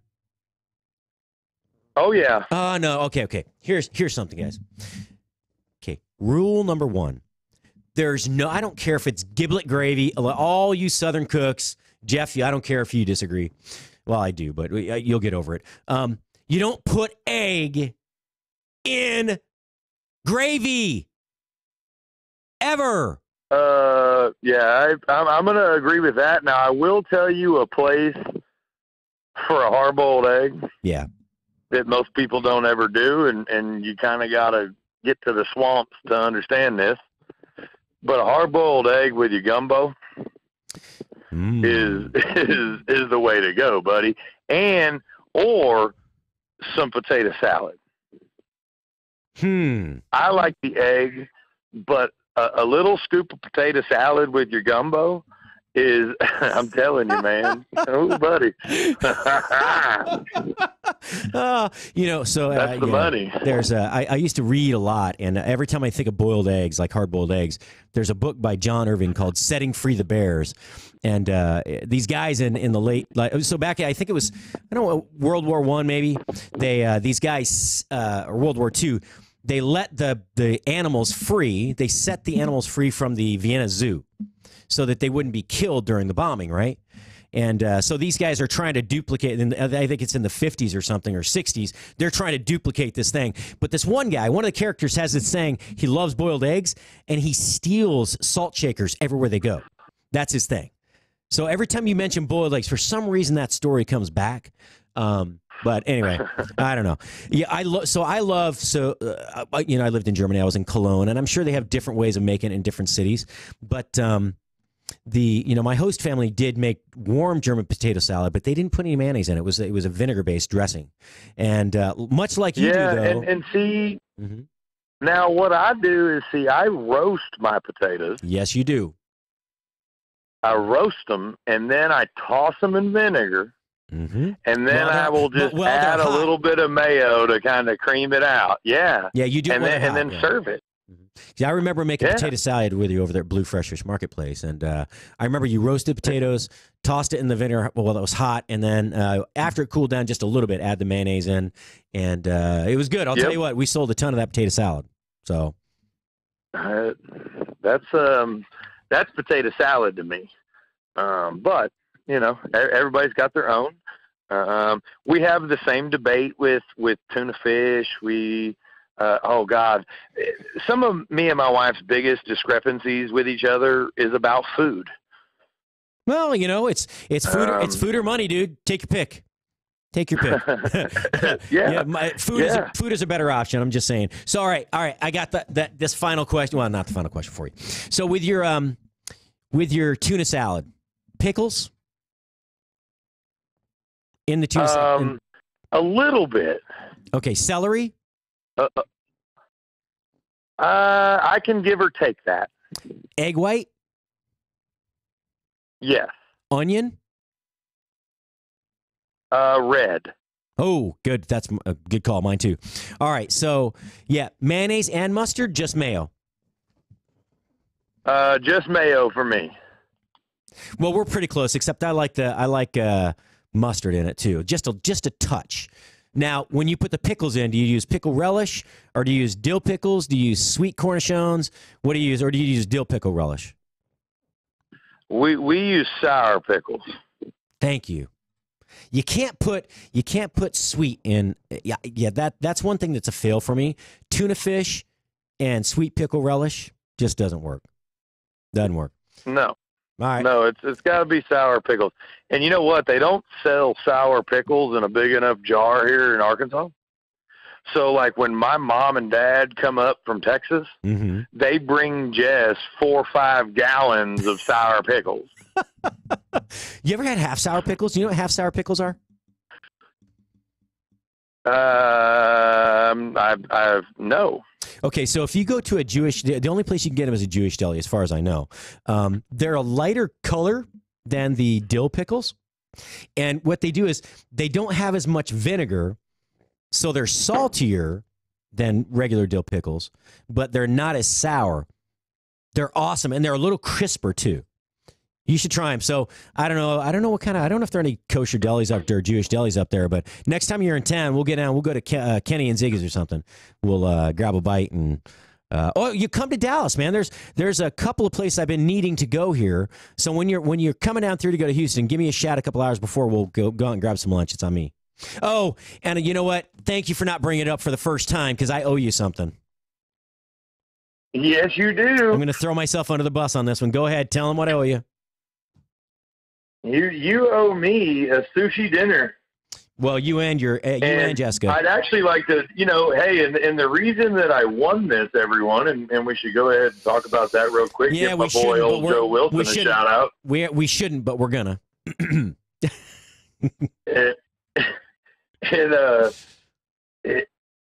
I beat Patrick at the World Champion Squirrel Cook-Off. Yep.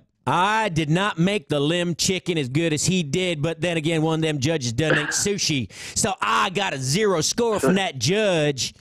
Damn it, dude. No, well, you know what? Your dish was awesome. Either way, you know what? A W is a W, and the W went in my hand. And I'm trying to. You did a squirrel sushi, and I did a squirrel and waffles. Yes, you did. Instead of so that was a great play on chicken and waffles, by the way, dude. It was awesome. That was really tasty. All right, hey, we got about a minute left, or about 30 seconds left. Anybody you want to give a shout out to? And hey, what day are you going to have your show on consistently so we can start putting it up on Spoony? Hey, we're looking to start getting with you guys every Thursday. Give y'all a little fishing report, talk a little food, have a little fun. Awesome. Again, Jeff Wetzel, the everyone check out Pond to Plate. Hey, you are, I'm telling you what, man, your shirts, I got to get one of those so I can wear it up here. The classically French, tragically redneck, Le Bouvier Chef Services. Hey, if y'all need a chef anywhere between Houston and Northwest Arkansas, Jeff Wetzel, Chef Jeff, well, you can contact me here if you don't know how to spell his name. We'll figure it out. We'll get him to do your party for you. Hey, Jeff, you have a great day, man. Thanks for calling in. I'll chat at you a little bit later. All right. Take care, Patrick. Thanks, brother. Dude, Jeff Wetzel, a class act, man. Class act. Anyway, man, we've blown another 2 hours. You did not waste it, though. Hopefully you learned one thing today. I learned that I need to pay more attention on Monday to many things, not just the phone lines, but, man, everything. Monday counts. Monday's not a giveaway. You can't throw it away. It counts, too. Got to get my work done. Anyway, hey, join us tomorrow afternoon. Oh! Randy White's going to be in-house. We're going to talk about his new show launching next Monday. Another live show coming up on Spoony. Hey, you have a great day. Thanks for listening. We love you. Catch us everywhere. Spreaker, iHeartRadio, Spoony Radio, on all social media. Thank you very much. We'll talk to you tomorrow. Ciao for now.